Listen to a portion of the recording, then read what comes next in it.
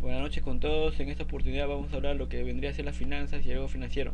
Si hablamos de finanzas, hablamos de cualquier tipo de intercambio de bienes de capital, llámese acciones, bonos o dinero en sí. Pero hablar de ello también implica un riesgo, que el que se va a tener, pues las acciones o los bonos no van a rendir o no van a llegar como uno no lo espera, ¿no? En cuanto a valor ganado.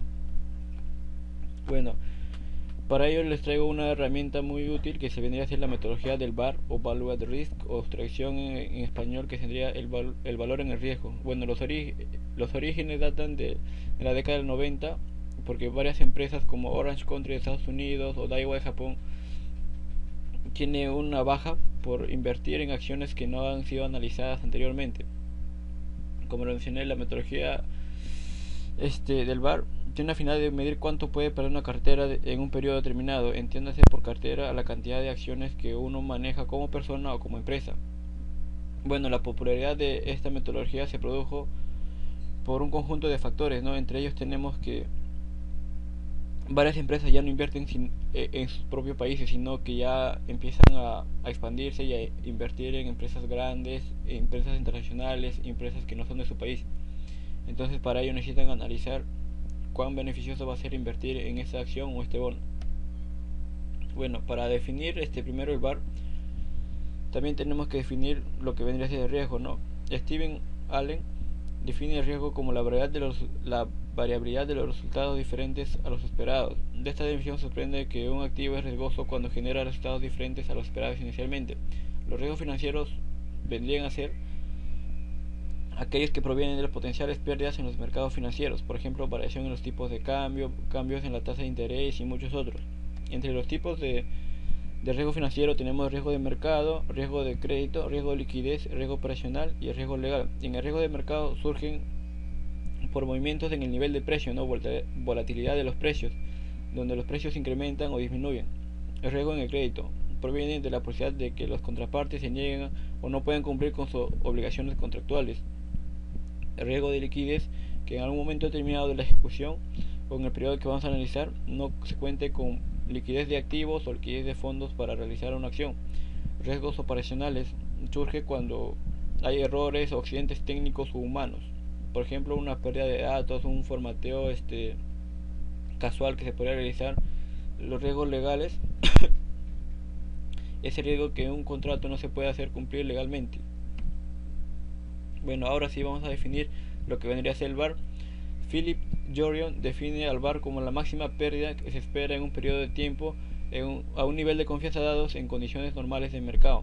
Se entiende por máxima pérdida esperada a la cantidad de dinero que se pueda perder, no puede ser 5 millones, 10 millones. El periodo de tiempo hace referencia al intervalo temporal durante la cual puede producirse la máxima pérdida. Puede ser un día, una semana, unos meses. El nivel de confianza es el porcentaje de confianza con que se puede esperar a la máxima pérdida. Puede ser 95%, 90%. Esto va a depender mucho de varias variables. Las condiciones de normal significa la metodología proporcionada medidas de riesgo aceptadas en periodos en que no se producen turbulencias financieras extremas, o sea, un mercado normal se podría decir. Formas de cálculo. Existen varias fórmulas de cálculo del VAR o varios métodos. Entre ellos se clasifican en métodos de evaluación local y métodos de evaluación completa. En este caso vamos a usar un método de evaluación completa. Como su nombre lo dice, es más completa porque se basa en históricos, se basa en simulaciones, en varios escenarios, no como la metodología de evaluación local que se hace una sola vez al inicio. En cambio, el método de evaluación completa hace simulaciones de varios escenarios posibles. Entre ellas tenemos las más conocidas de la simulación histórica y la simulación de Monte Carlo. Nosotros elegiremos la simulación histórica para hallar el VAR. Bueno, la metodología del Value at Risk tiene dos etapas muy importantes. Primero, las definiciones previas son las definiciones iniciales: determinar el periodo en el tiempo que va a cubrir el VAR, determinar el nivel de confianza, determinar el valor actual, el valor en el mercado de la cartera actual, o sea, cuánto vale actualmente nuestra cartera. Por ejemplo, puede ser 1 millón. Y también algo muy importante, identificar las variables de mercado que constituyen factores de riesgo. Bueno, luego seguimos la segunda etapa, que vendría a ser la medición del VAR. Como bien lo dije, la técnica o el método que vamos a usar es la simulación histórica. Entonces para ello necesitamos tener n escenarios, como son los días. Ahí tenemos del 1 en el cuadro, podemos ver del 0 al n en escenarios, y ahí tenemos las variables, ¿no? Puede ser precio de tipo de cambio, precio de un bien X, precio de un bien T. Los enumeramos en los n escenarios, ¿no? Podría ser n, puede ser 200 días, 300 días, según como queramos evaluar. Bueno, luego pasamos a calcular las variaciones porcentuales diarias de los valores de todos los factores de riesgo. Bueno, hacemos una división simple del anterior con el siguiente y le restamos con 1. Esto vendría a ser dada por una letra R, que sería la variación porcentual de la variable, en este caso para todas las variables en los n escenarios. Luego aplicar los retornos diarios, que sería multiplicar R por el valor diario de la variable. Ahí, como podemos ver, es RA por el valor de A, y así a todos, por el mismo valor diario a todos los n escenarios.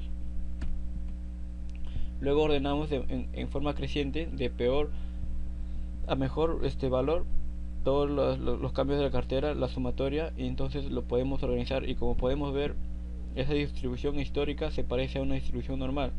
Entonces elegimos la variación de corte según el nivel de confianza, ¿no? En este caso sería seleccionar la variación que corresponde con el nivel de confianza que se desea tener, llamada variación de corte. Por ejemplo, si hay 200 observaciones y se desea tener 99% de confianza, se tomará el segundo peor cambio de valor del 1%, que es igual al importe obtenido por el VAR. Bueno, la ventaja de esta simulación teórica: entre las ventajas tenemos que es fácil de implementar, solo necesitamos datos históricos, es una evaluación completa, tiene en cuenta las no lineales de ciertos contratos y no necesita hacer supuestos de distribuciones de probabilidad, y un horizonte temporal. Los retornos se calculan para el periodo de tiempo elegido para el VAR. Entre las ventajas de este enfoque se encuentran historial suficiente. Hay muchas veces donde no se puede contar con todo el historial de las acciones. Otra desventaja sería la única muestra. Los datos históricos permiten realizar una sola simulación suponiéndose que el pasado, reciente, presente y el futuro inmediato bastante bien. Y ponderación de la muestra: este enfoque pondrá del mismo modo a todos los datos de la muestra, no hay una ponderación. Bueno, y por último llegamos a la conclusión: existen distintas formas de calcular el VAR y cada una de ellas tiene una ventaja y desventaja relativa. Este enfoque es el más sencillo de implementar y consiste en una determinada creciente de la peor a la mejor, y finalmente elegir aquel cambio de valor que se ubique en el percentil correspondiente al nivel de confianza. Bueno, muchas gracias y eso es todo. Plum, ¿cuánto?